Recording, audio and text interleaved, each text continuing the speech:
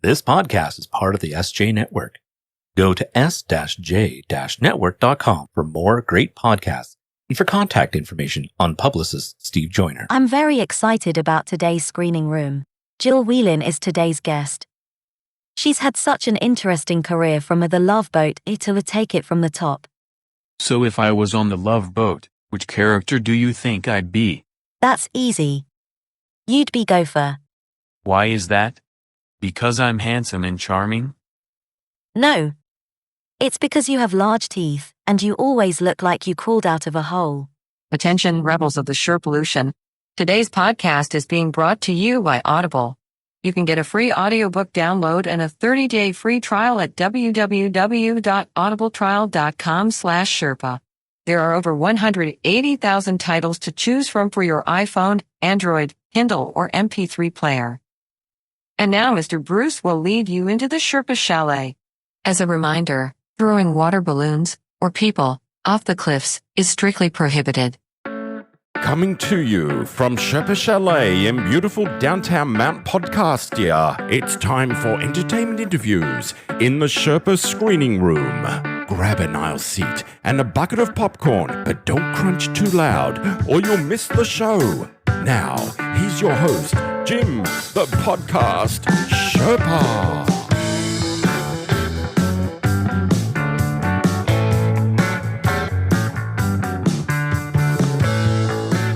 Hello there, rebels of the Sherpalution, and welcome to the Sherpa Screening Room, a presentation of Too Many Podcasts. And I am your screening room concierge, Jim, the podcast Sherpa. How you doing? I will be the one getting you your cold drinks and making sure that nothing is sticking to the floor while you're listening to this interview.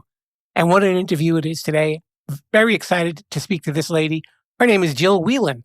If her name sounds familiar, I'll tell you where you might know her from. You may know her from The Love Boat, where she played Vicky Stubing, the daughter of Captain Stubing. Yes, all the way back then, and she's all grown up, and she's doing a lot of things today, and even from the time that she was a child through her adulthood, she's kept really busy and had a lot of interesting stories to tell. I had a lot of questions, and she gave me a lot of answers, and we had a lot of fun, of course. So let's have a listen. My conversation with Jill Whelan. Hello there, rebels. We are here at the Sherpa Screening Room, and we are in for a treat today. You know, of all the guests that I've had, I don't think I've ever had a guest that I've described as a born performer. She started at the age of 8, and before she was even 16, she was in a top-grossing comedy in the movies and an iconic television show. And she's really kept herself busy up until today. We're going to talk about some of her past and a lot of her present, and she's got some exciting things going on. Her name is Jill Whelan, and you might remember her as Vicky Stubing from The Love Boat, but there's so much more that you're going to know her for. So how's it going, Jill? Hi, I'm good. How you doing? I am very good. Welcome to the show. Good. Thank you. Thank you very much. You guys are trying to bundle up and stay warm back there. We're trying. I hear you. So were you a quiet little kid, or were you just kind of born to perform when you were little? I don't think there was ever any other profession for me. I'm terrible at math, so that was never an option. I'm riddled with ADD, so an office desk job would not work well for me. I can't keep my attention that long. So acting and singing and performing was really, I have 2 boys, 4 boys between my husband and me. And one of my children, he reminds me of me in that he knew what he wanted to do from the time he was 8 years old. That was me, the same thing. He started making his own movies, as directing and editing his own movies and writing his own movies at 8 years old, unbeknownst to me. And he would have done it whether I was helpful or not helpful. And that's kind of how my career was too. I was making commercials in my bathroom with the toilet paper roll as my microphone when I was a little kid. So, sometimes it's just in the blood. When I was looking over your resume and all the projects that you've done, there aren't too many areas of the entertainment media that you haven't touched on. I mean, between being an actress and a screenwriter, You were a radio show host. You've been in the movies. You've been on the stage. You've been on television, obviously, and also a podcaster as well. Yeah, you got to keep your options open. And the older I get and the more the business changes, there's so many more opportunities to explore between live streaming, podcasting, Instagram. It's just besides the traditional disciplines that we already all know. So it's exciting to be in this business and explore all the different ways to express yourself and get out there. And you said, like your son, he was starting around 8 years old, and that's about the time where things started kicking off for you. You were doing a stage production in The King and I? Yes, I did. That was only because I was trying. My mom was a nursery school teacher, and I was trying to, in the summertime, she didn't have a place for me to go. So I would go with her to her nursery school while she would teach, and I would try to teach her class for her, and she didn't like that very much. So she had to get rid of me. So the only thing that was going on that was creative was a production of The King and I in our local town. So I auditioned for that and I got one of the parts, and that's kind of how it all sort of started. You ended up doing a whole string of commercials, and once you were in an M&M's commercial, and that seemed to catch the eye of some agents who got you some bigger bookings. Exactly. So, and it just kind of, it snowballed from there. Just one job got another job, and it's sort of just a trajectory that we don't really have control over. And, it's sort of you just got to put your seatbelt on and be ready for the ride. Now, when you were, I guess about 11, maybe a little bit younger, you did a TV show called Friends, but not the one that people know about. Not the one that you would know. I would drive a much nicer car. But yeah. But so that was my first Aaron Spelling show. And we were up against 60 Minutes at the time. And even though we had won a bunch of awards for the show, it was before they would start experimenting with time slot changes. So if you went up against 60 Minutes and you didn't get good ratings, you're out. So Aaron Spelling then wanted to have me sign an exclusive contract, under contract, where I would only be able to work with him. And my lawyer at the time didn't think that was a great idea. So I didn't, but then he brought me on to Love Boat. And then off everything went. Tell me a little bit about the experience of working on such an iconic TV show like that. When you're in it like that, you're kind of in a bubble. So you really don't know what other people think of it because your head is down and you're working. But it was, as far as my experience, an incredible experience. My cast members are dear, dear friends of mine to this day. I actually literally about 10 minutes ago got off the phone with Ted Lange, who played Isaac, who incidentally also directed my show, Take It From the Top. It's an all-female production. And there's one man in our production, and it's our fearless leader, and it's Ted Lange. So we're all super close. And they have been amazing teachers and friends and mentors my whole professional life. And that's a good stretch of about 40 years. Yeah, I know. God, Lord, it makes me need to get more Botox now that you said that. You look fine, Jill. Don't worry about it. Oh, thank you. Well, I know you were always on the boat. Did you go to different locations, or was it just mostly filming just on a dock boat? No, we did both, actually. We had 2 sound stages where we shot most of the time, but by the time the show got into its final years, we were going away 6 weeks at a time and shooting 2-hour specials on actual ships. So we did both, and both were amazing. It was wonderful to be away and travel with all of your best friends, a couple hundred of your best friends. And it was nice to be back in the studio as well. And you did some reunion shows as well with the cast. We did. We did a bunch of reunion shows, and over the years we've also, done reunion shows. But we all get together anyway, separately, on our own. I got to ask you, one of your standout roles in the movies was as Lisa Davis, the heart patient in Airplane. What kind of experience was that working on that movie? You must have had a blast. It was so much fun. I mean, here's the thing, though. I was still a kid. So in our business, you have to go to school as well as do your work. So the minute you're not on the set, you're in a trailer with a studio teacher. and you have to do all your work. So, and because I only had really, I think probably 2 scenes in the movie, except for when I was sort of in the background where I could be in view of whoever else was doing a scene. I only had 2 weeks on set, and it was still a really great time. And it was a very free set in terms of the directors allowing us to explore and experiment. So it was super, super fun. A while back, I interviewed Oliver Robbins, who was in Airplane 2, and he was a child actor at the time as well.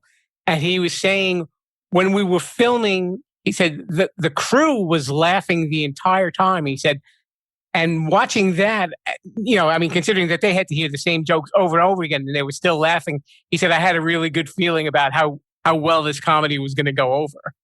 Oh, yeah, no, they were laughing the entire time. But, the way that those guys wrote, we knew in the beginning that no matter what people thought of it, they would have a visceral reaction. We didn't know if it was going to be good and we didn't know if it was going to be bad, but we knew it would be nowhere in the middle. And it was definitely a memorable movie, that's for sure. I didn't realize that it was a scene-for-scene remake of a drama called 0 Hour.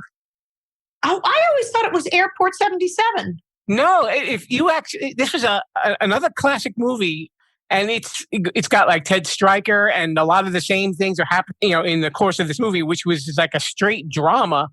But the guys who wrote the movie just turned it on its head and made it as crazy as it was. Yeah, and that it was. In addition to some of your TV appearances, you really kind of fill out the 1980s pop list for appearances. You did Fantasy Island twice. You were on Vegas, Trapper John MD, Matt Houston. Yep. Gosh, yeah, wow. We're going back a little bit. Yes. That's back in the days when there were 3 networks and you didn't have the outlets that you have now. And this small group of people were all going for the same roles. And they picked from the same well. So it's so different today. There's just so many more opportunities for so many more people now. And you competed on the Battle of the Network Stars? Twice. Twice. I did it as a kid, and I did it about 2 years ago, or maybe it was 3 years ago now as well. What events did you compete in? Do you remember? Yes, I did. I swam, and I did I golfed. Golfing, I'm not a golfer, so that sucked. But I swam, and I won that relay race, and then I did the obstacle course, which I also won.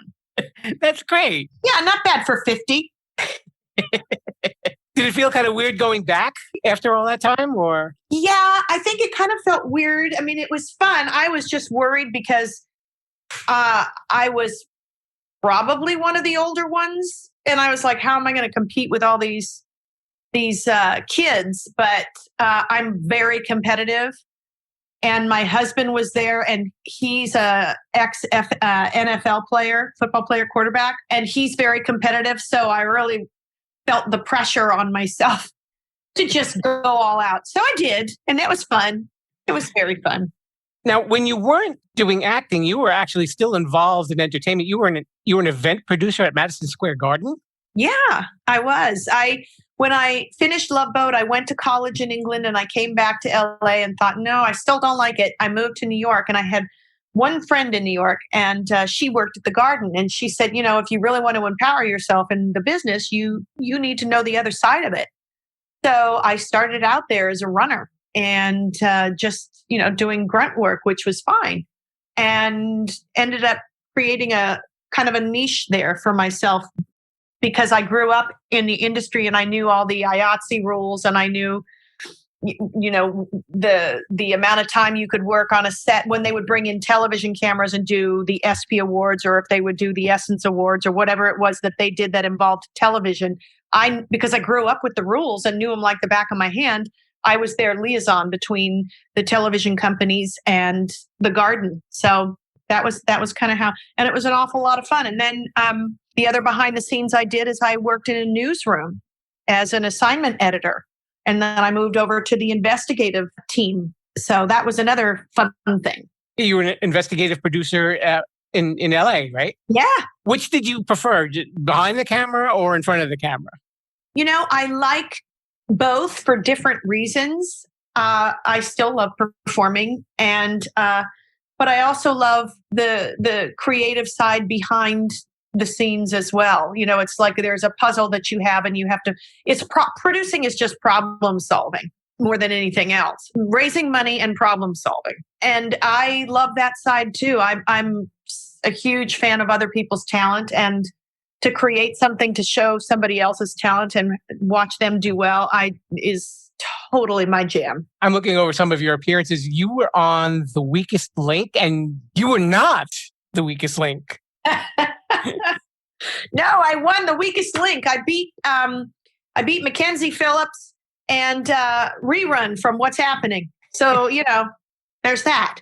And you ended up winning $57,000 for charity? Yes, I did. That is incredible. Are you a trivia nerd? Would you call yourself a trivia nerd? Not by practice, but I think I've just been around long enough. You have a good retention for little facts? Well, for stupid facts. Don't ask me a math question. I'm like that too, so don't worry, Jill. I always tell my guests there won't be any math on this program. Oh, thank God, because I was told there would be no math. Okay, this one's had to be a little funny for you. You were on the infomercial for the Ronco rotisserie. Set it and forget it? Yes. And the reason I was on that is because I was working in the newsroom at the time. And one of the things I wanted to do was how to figure out how to get free stuff.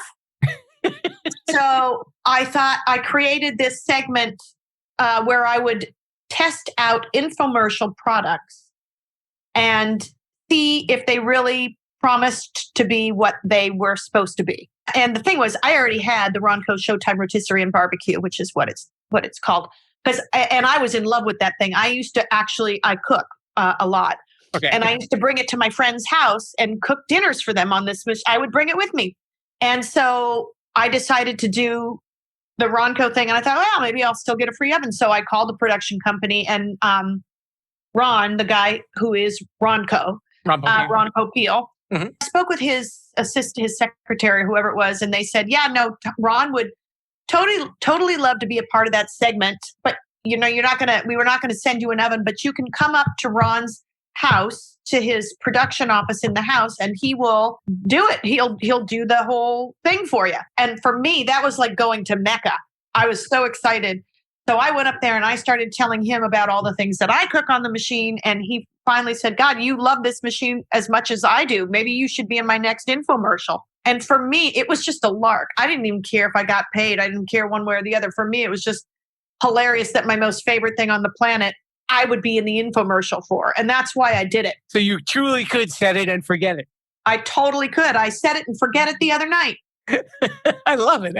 And you also have your own line of jewelry as well? I did. I don't anymore. I had a line of jewelry on the Jewelry Channel. And I worked with those guys for a little while, and they're great. We're still all really good friends. But, my career just, moved in a different direction. Back to New York. And then you did a little cabaret. You had your own cabaret show. You had a one-woman show called Jill Whelan in Dry Dock. I do. And it's very hard for me to do that show because I have kids. I don't like to do a lot of travel away from my family until one of them is 26, but the other one is 15. So I don't go very far away from home so I can be with them because they are my first priority. But when I lived back east in Pennsylvania, I would drive up and do my show in New York. I've done it in Canada. I've done it on several cruise ships.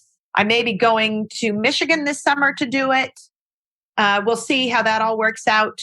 You also did Move Over Mrs. Markham. Did you have a medium that you preferred between stage or film or TV? I love them all. They're all so different. When you're on stage, you get the audience's immediate reaction, but you also get a couple of weeks at least to rehearse and try out stuff and think about what works and what doesn't.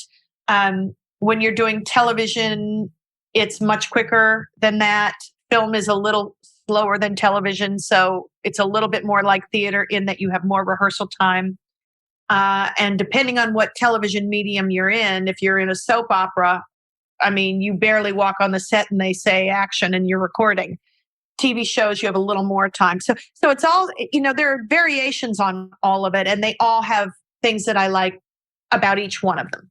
As we said earlier, you used to do a podcast called The Brian and Jill Show, and you did a lot of improv. We did. My friend Brian Phelps was on a radio station here in Los Angeles, KLOS, for 20 years. And Howard Stern was never able to beat them in ratings. And they're two great guys, dear friends of mine. Brian and I have been friends for probably 30 years.